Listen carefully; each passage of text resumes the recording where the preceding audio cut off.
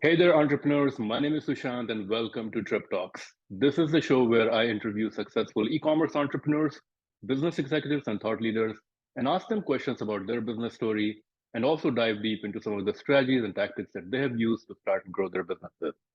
And today I'm really excited to welcome Cassy Burnvoth to the show. Cassy is the founder and CEO of a company called FATCO. Fatco specializes in making natural and organic personal care products using tallow, which is rendered beef fat from grass-fed, pasture-raised, and happy and healthy cows. And today I'm going to ask Kathy a few questions about her entrepreneurial journey and some of the strategies and tactics that she has used to start and grow her business. So thank you so much for joining me today at Trip Talks, Kathy. Really, really appreciate it. Yeah, thank you for having me. I'm excited to be here. So I'll start with the question that I usually start with in my interviews. How did you get the idea for your business? This weird, wacky idea. How did it come? Um, so back in 2012, I started doing, eating more of a paleo diet, started, really cleaning up my lifestyle, eating healthier foods. And for me, that journey really led to me starting to analyze the skincare products I was using. I was paying a lot of attention to the ingredients and the foods I was eating. And that made me start really reading the ingredients in the skincare products I was using. Couldn't find anything that I felt comfortable using, was learning a lot about the just nasty stuff that's in a lot of store-bought personal care products. And I couldn't find anything that fit my criteria, so I started making my own products. At the same time, I was learning a lot through the paleo space. I started learning a lot through Weston A. Price Foundation about tallow and the benefits of grass-fed tallow, mostly around eating it, but also around using it on your skin. So back in the day, a long time ago, we used to use animal fats to moisturize our skin all the time before we were industrialized and we were capable of pulling fats and oils out of plants or vegetables. We actually made use of animal fats a lot from a skincare practice. And so I started learning about the benefits, how great they were for your skin. Um, Making skincare products was for a really long time just a hobby of mine. My background is engineering. I'm a mechanical engineer by trade, Okay. and I like to joke that I was a super nerd by day. And it was just a creative outlet. It was something I enjoyed doing in my spare time. So it was really, making these products for me, it was a need at the time because I needed the products for my own personal use. But then eventually I started realizing that there weren't a lot of products out on the market that were like this. Not a lot of brands at the time were making tallow-based skincare products. And just from sharing with friends and family, these products were incredible, the products I was making in my kitchen, and I decided I'm going to start this as a business. No, that's great. I mean, it almost seems like you made use of your engineering degree. Like when when you started, were you like working as an engineer and then this started as kind of like a part-time side hustle kind of a thing? And then can you share a little bit about, are you, I mean, I'm assuming you're not working as an engineer anymore, or? No, yeah, it was definitely something I started while I was working. I mean, in retrospect, I could get my job done that I was getting paid. I was getting my engineering job done in X number of hours during the day, and there was plenty of available time. Hmm. But I started the company while I was still working. There were a couple months of overlap, not years, but like months. Hmm. Which year did you start your business? How long has it been I now? I launched in 2014, April of 2014. So Wow. this April will be 9 years. Wow. So, I mean, it's been a long time. So you must have Yeah, learned we blew quite a that bit. 5 year mark. We blew past that 5 years. So can you share a little bit about it? What products are you actually selling and how, like, did you start with a specific product first and then you add other products? And like, how has your product portfolio evolved over time? Yeah, a lot of our products were, launched originally in 2014. A lot of our products we've carried for a very long time. Our deodorant, we originally launched with a cream deodorant, and I'd say about 3 or 4 years ago, we launched a stick. So that's one product addition. We also have some hair care, shampoo and conditioner bars that we just launched mid last year. Bar soap as well, we launched last year. but a majority of our products have been around for a really long time. We actually, I can proudly say we've never discontinued any products. Okay. And in terms of your value proposition, of course, it seems like your value proposition is based around, a specific ingredient. And when I speak with a lot of entrepreneurs and, even in the market, I would assume like in this beauty space, the entrepreneur usually takes a certain approach to their, I've interviewed entrepreneurs who are saying, their product is very, completely natural or something like that. How do you um, how do you reach your target segment, or is there a segment of the market that is, it's very much into paleo diet, and they're aligned with the ingredient and the message, and so you're reaching out to that. So can you share a little bit about Yeah. who you're selling your product to and how you're reaching them? Yeah, I think that's why online sales has been so great for us throughout these years. We're really able to target our key demographic, which is paleo, carnivore, keto, people who CrossFit, people who are part of like this healthy living community. That are seeking out truly natural skincare products. So I think that's why, online, like we all know that the online space is great because you can target um, different people based on their interests. And I think that's been really a key factor for us. And it's also another reason why our online business continues to grow, um, because we're able to seek out people who are open to these different types of products and maybe avoid the vegans or vegetarians who are not going to be open to these types of products. Yeah. When you had started out, can you share a little bit about your, talking about engineering and I guess product development, your product development process and idea validation? Like, I think you said you were making these products in your kitchen first. Yep. So, at what point did you know that, you're using this product, but other people are also would be interested in actually paying for this kind of product? Or was there already a market like other products that were tallow based in the market, and you're kind of like another uh, product in the same category?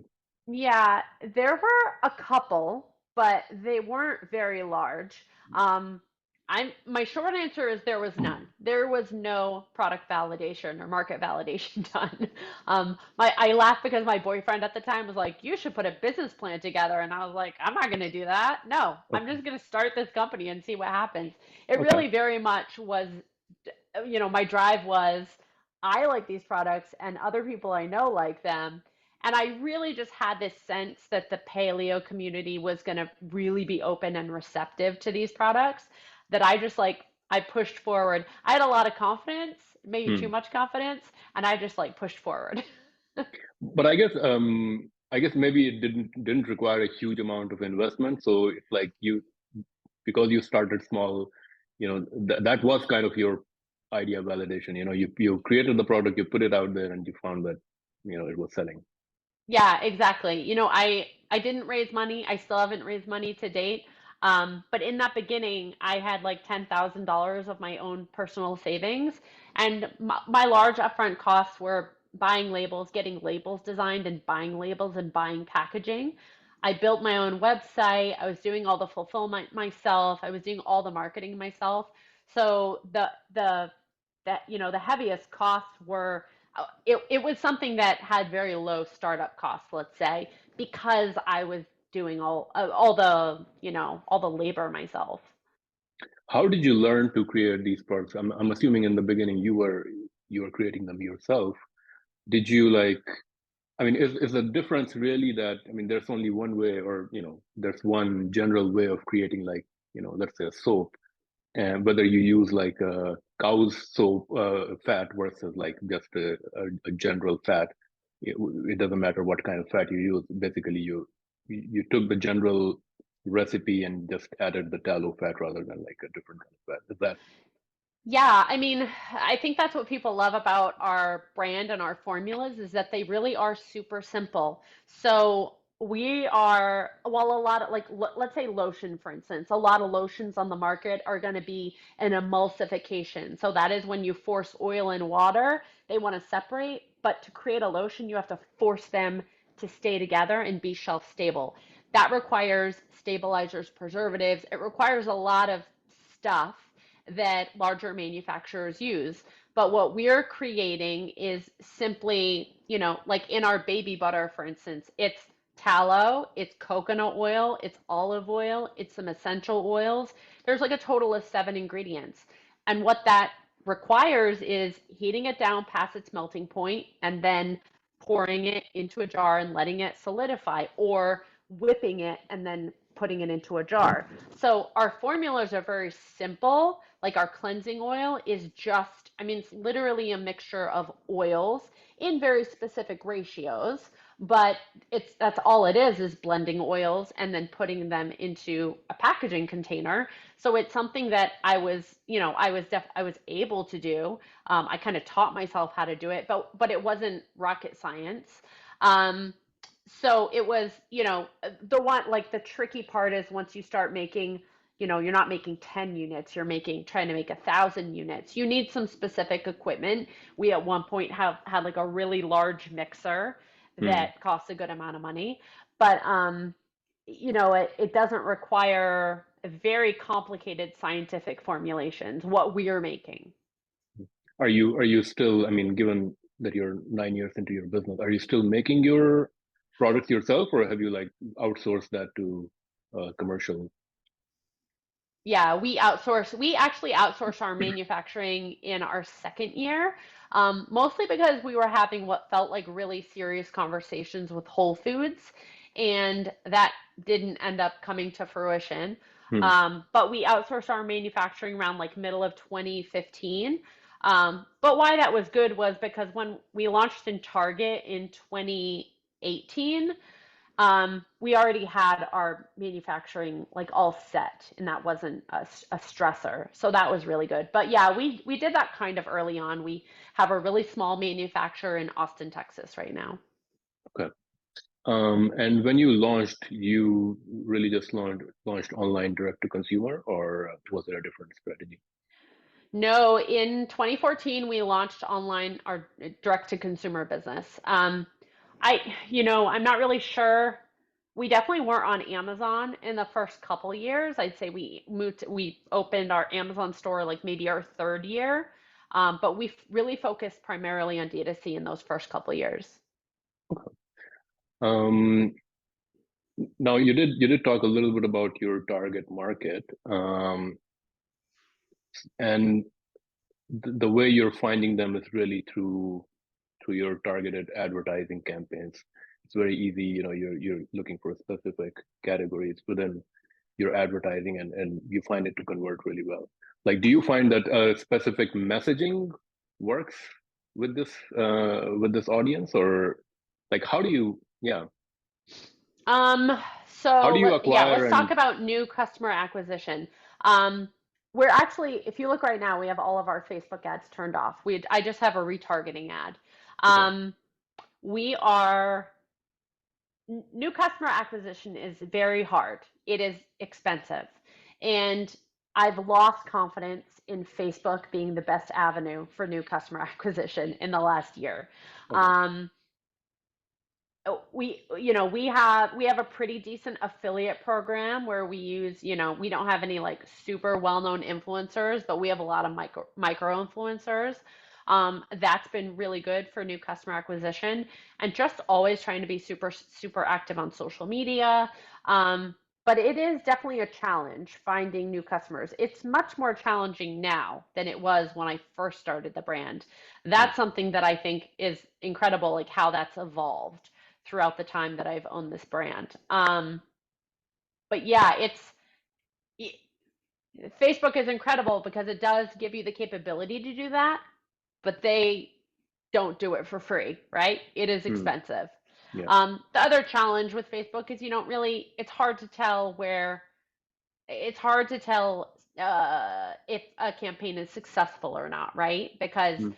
the reporting that's coming from Facebook Ads Manager is not very relevant. So it's advertising is a tough one. So does that mean that once you have acquired a customer, they are a repeat customer, and so you are really putting a lot of focus in making sure that they are happy and they're coming back again for buying more and more. Is Yeah, that we do a lot of work at nurturing our existing customers through email, through SMS. We have a really great loyalty and rewards program. We have right now, we have about a 70% repeat customer purchase rate on our site. And about 25% of our monthly revenue is coming from subscriptions. So that is always our goal is to grow our subscription customers. And that's been really good over the last year and a half. We put a lot of effort into that and nurturing our existing customers. and I just had a question in mind. It just slipped. So, what chance? So you said advertising is difficult. What I'm assuming because it's kind of a niche market or targeting a niche segment of people. Uh, what is it more like? Are you trying to uh, target specific communities online, like these, as you said, paleo community and so forth, in other ways rather than advertising? I'm sure there's like groups on Facebook or healthy lifestyle groups or workout groups and these kind of things. Are you finding other ways to get your product in front of these kind of customers? Yeah, I mean, one thing I can think of right now is we've done some marketing in the past year with like mom groups, Facebook mom groups, which we have a lot of moms who use our baby butter on their little ones with eczema. So that's been really good for us. We also have tried some like cold email reach out campaigns where they basically target, you tell them the Instagram influencer that you want to target and they have access to those emails and they email those people directly. It's cold email, so it's not always super successful, but it was pretty successful. We ran two recent campaigns with them. So I don't know, I think it's always just trying to find new and innovative and different ways to like find touch points to new customers. How does is social media working for you at all? I mean, I don't know if you're on TikTok, but when I talk to entrepreneurs, it's almost I like know. for for some it works really well, for some it's like nothing, and it's almost like Here's somebody. my problem is I'm 40 years old and I don't want to be on social media, but I have to be because I own this company, right? Like TikTok feels so overwhelming for me. I had a period of time where I was like doing pretty good and I was posting, but then it kind of fell by the wayside right before the holidays. I don't know. I feel like it's a moving target. There's always you got to be doing something different every single time. I can stay consistent on Instagram, and that's my goal is to just stay consistent on Instagram. I I don't know. TikTok is really tough because it's like it requires you to create so much content, and I don't have the time to create that much content. I'm also like I'm an engineer. I'm not the creative, right? Like I'm more like give me an Excel spreadsheet and I will flourish. But if TikTok is just not my it's not my cup of tea. But I think you got to do what you got to do to get your brand out there always. I guess you have to find like a creative counterpart to you. Yeah, I Um, do. like how are you the only person running your business right now? Like, do you have a team? How, I don't have a team, so we are really small. It's myself and my husband. My husband does okay. all of our operations and logistics, and I do everything else. I do our marketing, our sales, our everything else. Oh, cool. Um, in terms of fulfillment and shipping, are you selling mostly in the US right now? Are you selling like internationally, North America? Can you share a little bit about, you know, fulfillment and shipment, how you do that? Yeah, we do all of our own fulfillment. I prefer it that way. We used a 3PL for about 2 years, a couple years back, and it was a really bad experience. I have been scorned from that experience. I like having it in-house and having control. Um, but what was the second part of the question? I'm sorry, I lost my train of Um, thought. So you're warehousing it yourself, and are you like when you get the orders, like are you packing it yourself and Oh, shipping it out, or yes. Yeah, yeah. Sorry, you asked about international. So yes, we do all the fulfillment in-house for our D2C, our Amazon, all of our wholesale, everything. Um, we ship primarily in the US.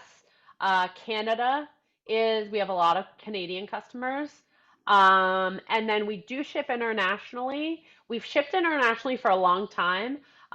One key addition that we made a couple years back was Zonos. I don't know if you have other people who are e-commerce entrepreneurs that are listening to this, Zonos is an amazing tool because it allows the customer at checkout to see customs and duties and taxes and to pay for it. So we ship that package via FedEx or UPS. All those duties and taxes are paid up front, so the customer just receives the package, as opposed to like early on, we were shipping internationally, but the customer was always responsible for those duties and taxes when it got delivered, and it was just a really messy customer experience. So Zonos is it's an integral part of our tech stack because I think it is an amazing tool for international business, to help make that experience, the customer experience, just much more streamlined and clean. yeah, definitely. I mean, I knew about Zonos, Yeah, and the whole concept of what is it called, DDP and DDU, duties, delivery, yeah, paid and unpaid. yeah. Is Zonos like is that a subscription service, or like do you have to pay, do they charge in a different way? Oh, that's a good question. I'm not sure. Okay, I do know that we onboarded a couple of years back, and now they have some onboarding fees that are kind of expensive. And I think we were like an early adopter, so we got out of okay, those. okay, But I'm not exactly sure how we pay for it. okay. So in terms of your channels, you have your website. I think you said you have your Amazon store. On your website, I see you have wholesale program, and you're also in some retail stores. Are those the main channels, or do you have other channels as well? And which channels are actually most revenue driving or profitable for you? Yeah, our D2C is definitely our biggest revenue driver. I'd say our business split right now is like 66% D2C and 33 Amazon. Um, we do our most sales D2C. And then yeah, we have a couple wholesale. We have now if you go to our store locator, there's like a lot of direct wholesale customers of ours kind of scattered throughout the country. But then Thrive Market is one of our larger wholesale customers. And we're also on websites like Handshake and Fair and Abound, which are all these wholesale websites. Mhm. Um, there's a lot of them. We're probably on like five or six or seven of them. But that's just, I figure, why not? Like, you don't get Mhm. charged to be listed on it.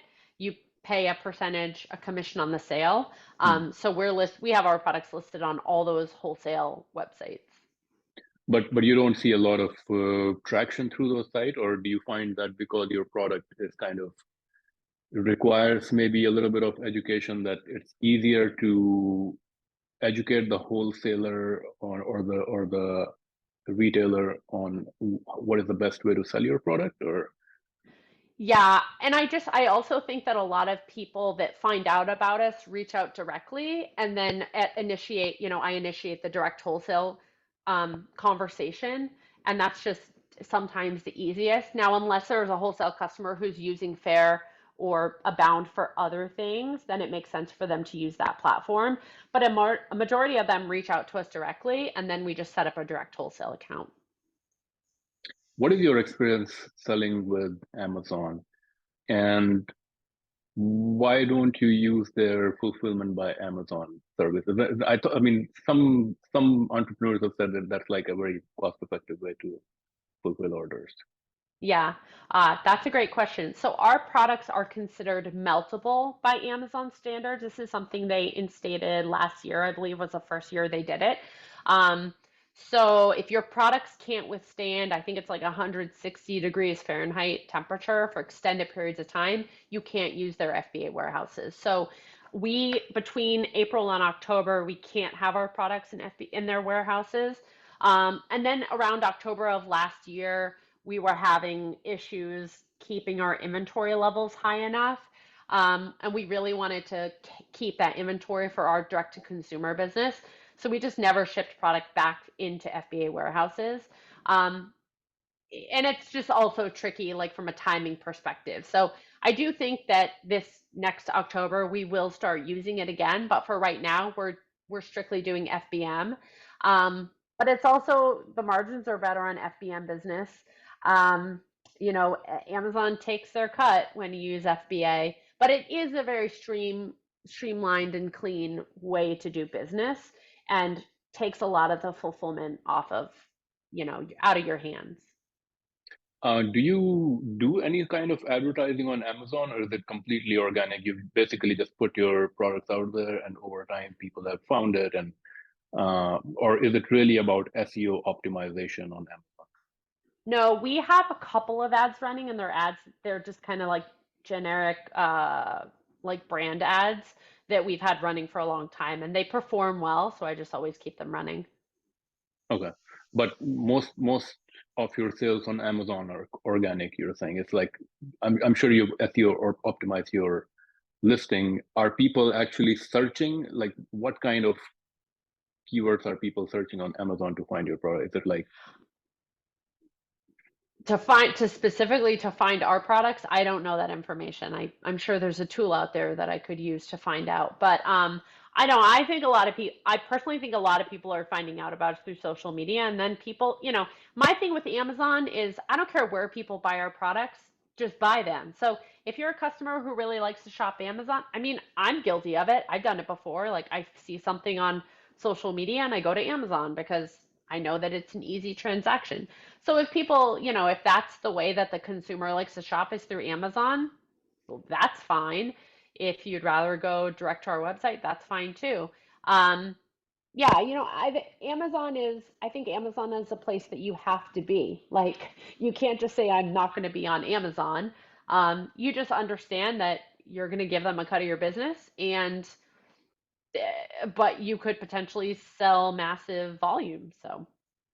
and you're not able to basically acquire that customer. Anybody who buys from Amazon, you don't have a way to contact them again, like to No. to sell them. Okay, that's a big No, and that's disadvantage. why I prefer D2C because if I can get that customer's email address, I can nurture that relationship. I can put them into our welcome series. I can have a much better relationship with that customer directly than that Amazon, which is just could potentially just be a one-off because you can never communicate with them again. Yeah. Do you think about competitors? Like, are there other brands now, since you've started your business, other competitors who are creating similar kind of a product? And um, how are you differentiating, or how are you even positioning your product in the market? Like, can you share a little bit about what is your product's place in the overall market of everybody who sells skincare products, um, and how do you uh, I guess why does someone buy your product as opposed to, let's say, a competitor who's selling the same thing, or the wide range of other businesses that are selling other natural ingredients, products, and so forth. So when you say competitors, you mean competitors in the natural skincare space or in the tallow-based skincare space? Tallow-based skincare. Yeah. There are not that many. There are Okay. some, but they definitely don't have as big of a following as we do on social media and they're not as established. I'd say a lot of them, I've been seeing a lot pop up in the last 2 years maybe. We've been around for a lot longer. And also a lot from what I see, a lot of those brands are focusing on one or two SKUs, Hmm. and that's their complete offering. We have a wide range of products. Our goal is to have you come and buy all of your personal care products from us, except toothpaste. We haven't done toothpaste yet, Okay. but a majority of your personal care products from us. Whereas a lot of those, I'm going to say my competition, are offering tallow balms, which are a blend of tallow and olive oil and maybe some essential oils. Our products are a bit more complicated with a deeper ingredient deck, and also just a wider array of products. So I'll ask a more general question, related to entrepreneurship, I guess. So you started your business as like a first-time entrepreneur. You were an engineer, and it was kind of like you wanted to test out entrepreneurship, I guess, and it worked out because of everything that you implemented, your ideas, and work ethic and everything. 9 years down the road, like how do you see your business? Do you see it as okay, the experiment worked well. I've grown my business, but uh, maybe the idea that I had, like, it's not, maybe I should, I have like a different idea that, given that all you've learned about business now, after 9 years, I guess, do you see that it will be much profitable or easier to build a new idea rather than continue to pursue like this business specifically? Um, like, do you ever think like that? That I've learned what I wanted to learn from this business. Maybe I should sell this and start something different, like have a new idea, or do you like you're still completely committed on building this? Like, how do you see your business? Yeah, I think that this business has more room to grow. I think that we're doing, for the first time ever, we're doing some SEO work for the next year. We'll be doing this work with a company called Purebred Marketing. And we're seeing huge changes in tallow. Like when you go to look at Google Analytics and the search, what search terms are growing, that there's a lot of current interest in tallow and tallow bombs. I think with like the carnivore diet and the keto diet really growing and getting a lot more attention, regenerative agriculture getting a lot of attention, that the use of animal byproducts is becoming less weird and more interesting and intriguing. So I think that over the next couple of years will be a really interesting time for this company because of how we see the trends moving around the use of animal byproducts in all things, not skincare, but all things. Um, for me, this company started on a whim. And in the first couple of years, I really drove hard for massive growth. I now have a 3.5-year-old son. I really like the flexibility that being self-employed offers. I've gotten to spend invaluable time with my son that I probably would have never had if I worked a corporate job. Um, so right now, I'm still really passionate about the brand and the products that we make, and I still think there's massive upscale potential, especially with our strong point of differentiation. And but like at the same time, I would love to start another company. Like, why can't you just do both? Do both. Why do you have to choose? No. For sure. Yeah, I mean, hey, when you look at Elon Musk like doing those things, like yeah, you say, why can't you? Like, Well, I'll tell you that in recent conversations I've had with other brand owners, I think everyone that starts a brand has one thing that they're really good at and they mm, enjoy more than anything else. All the other mm, stuff is just annoying and you have to deal with it. So why can't you find a way to do that thing more, right? mm, Still run your brand, but also do this thing. And for me, I really love operations and logistics. I love the okay, fulfillment side of things. And I say that to other people, and they're like, "You're crazy. That's the worst part of this business." And I say, "I just really enjoy it. I think it's interesting." So my recent thoughts have been around like starting a fulfillment or a distribution company, well, because there are lots of brands that are similar size to me that could use fulfillment services. Um, I think that was one of the mistakes we made when we were with a 3PL a couple of years ago. It was a massive distribution company. They were mm, humongous. We were the tip of the needle. Like we were nothing to them, and we mm, got treated accordingly. But there mm, are lots of really cool e-commerce companies that need fulfillment help that that they need to work with somebody who gives a shit about them. yeah. And that I think I see as a niche from being in this business for so long. So No, I think that's a great opportunity for sure. And I think there are also companies that, I mean, another market are companies that are taking the business like yours. I mean, already in the international markets, I guess, but they are taking businesses like yours and helping them to grow into international markets. I think that's also another Yeah. opportunity. Well, I'll tell you what, everyone I've talked to, yeah, that is a really interesting conversation to start. But everyone, we this past year we did $500,000. We didn't reach $1 million.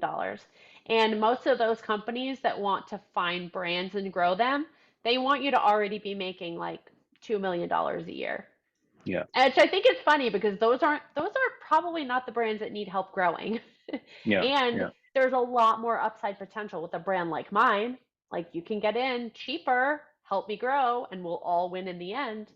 But, it's the same thing that I found when I first started the company and I was looking at raising money.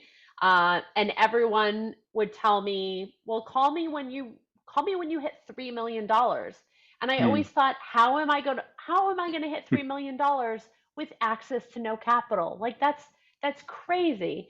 And since then, things like QuickBooks Capital and Shopify Capital, even Amazon, if you have a solid Amazon business, they'll lend you money in a second.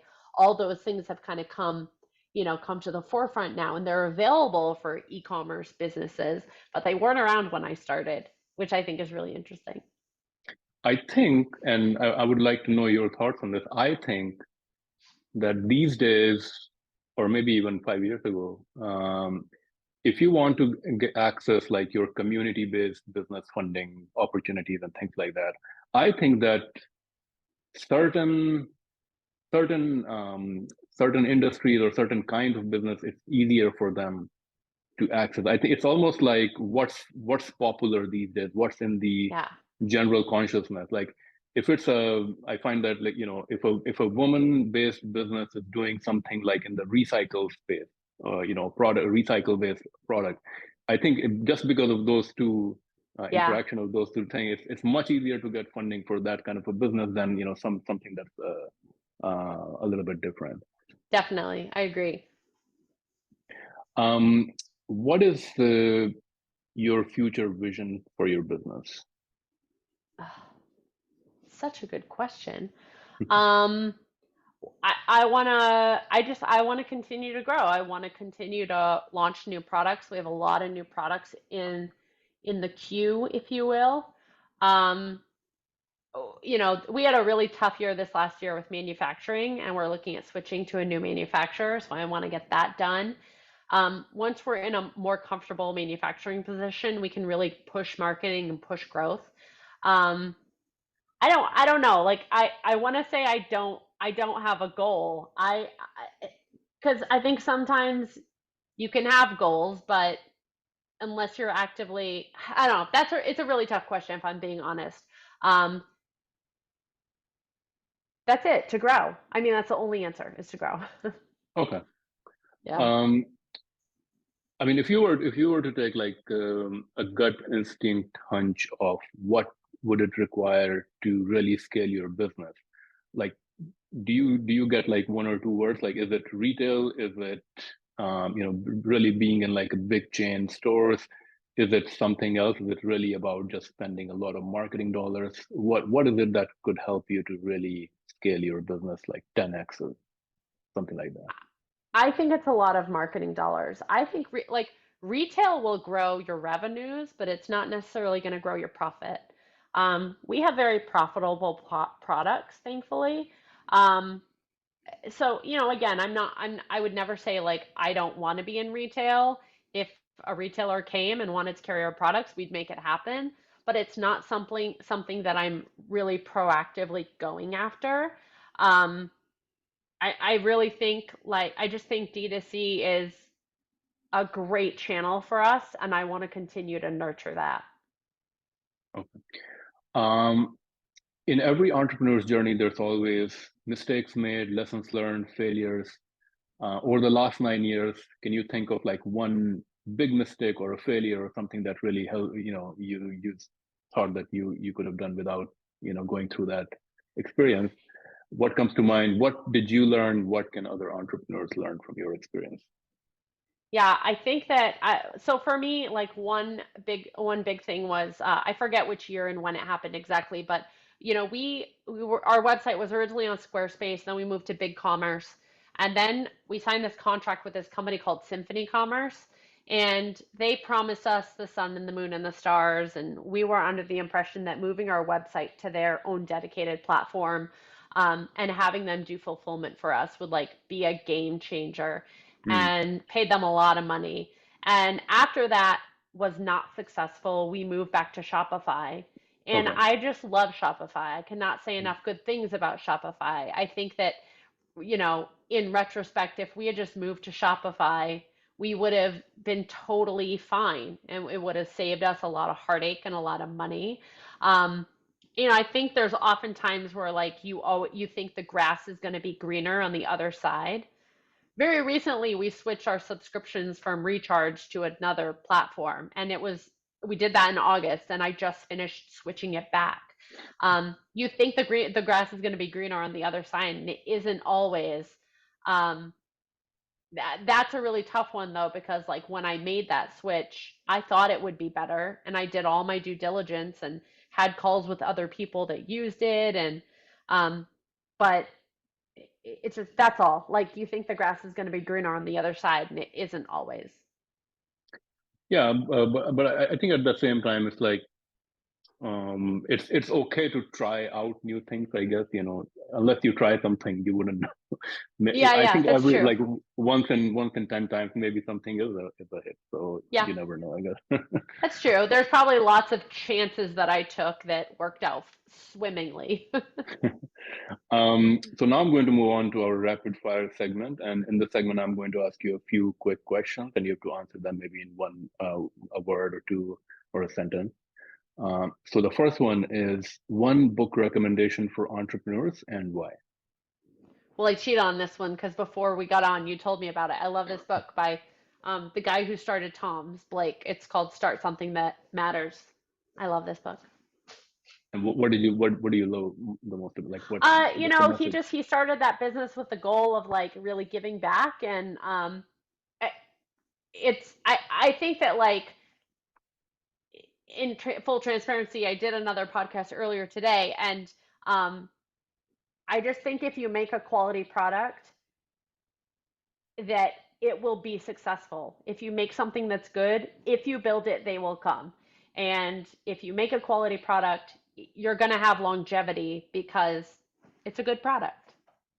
That's very interesting. Um, I mean, I'll push back a little bit on this one because Okay. I think you need to like that's a prerequisite. Like having a good product, like if you really want to have a long-term, nice, good business where customers are coming back, but I think you definitely need marketing to I guess to grow that business or Definitely to because grow. Yeah. yeah, because I'm sure there's a lot of good products out there that never succeeded because they couldn't get the marketing right. Yeah, Uh, it's true. yeah, I may be wrong. I mean, but you definitely need a good product. That's kind of like a prerequisite. One innovative product or idea in the current e-commerce, retail, or tech landscape that you feel excited about. I know you mentioned Zonos, but do you have anything else? Oh geez, that's a lot. So like in any industry really. E-commerce, Um, retail, or tech? I'm really like I'm trying to learn a lot about all these platforms where you can, let's say you're a boutique owner and you want to sell an online boutique owner and you want to sell lots of different products. So you don't want to carry inventory, you just want to have it listed on your website. One is Caro. There's another one that I recently heard about, but I don't know that I implemented it. I think got put on like the test list. But the ability to like sell your products on other people's websites without them carrying inventory and you're just doing the fulfillment.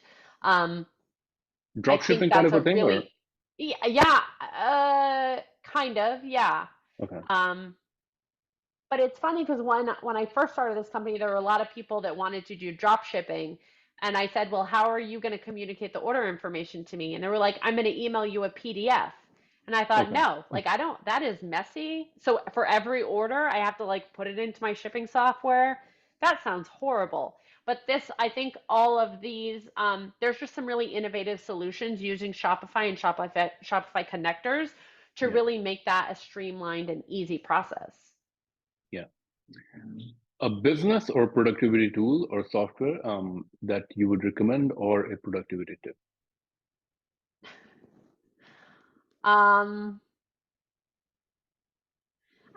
like I want to say using something like Later for all your social media, but like at this point, I feel like everyone's using those tools. If you're not scheduling your social media, you're a crazy person. Um, I'm trying to think like there's so many apps that we use. I think if you are like if you are a CPG brand or like a consumable product and you're not using subscriptions as well as a loyalty program, you're missing out. Like you got to have a loyalty program. It will keep your customers coming back. I think today I read like some crazy statistic about like people that are members of your loyalty program are shopping like 70% more than other people or something. I don't know. It's some crazy stat, but you need to be offering subscriptions and have a loyalty program in place. And I'm sure it's really easy to implement using Shopify also. Like I'm sure you just implement like another app or something. Yeah, super easy. A startup or business in e-commerce, retail, or tech that you think is currently doing great things.